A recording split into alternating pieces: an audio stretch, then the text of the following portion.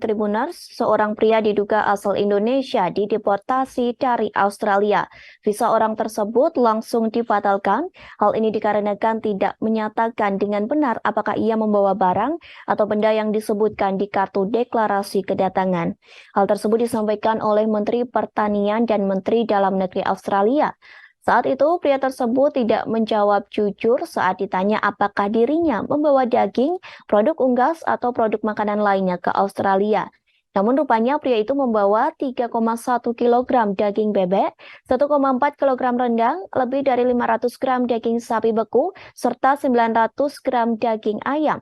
Sejumlah bahan makanan itu dimasukkan di dalam tasnya. Sejumlah media di Australia menyebut pria itu berasal dari Indonesia.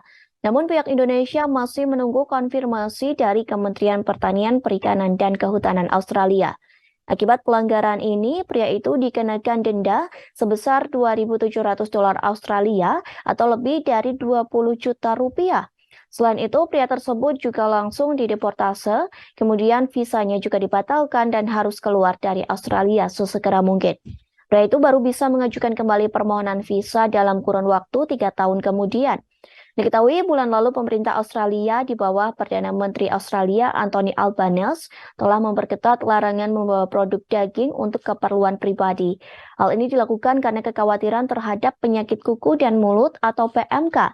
Pasalnya wadah PMK ini bisa menyebabkan industri pertanian Australia mengalami kerugian sebesar 80 miliar dolar Australia atau setara dengan 800 triliun rupiah selama 10 tahun.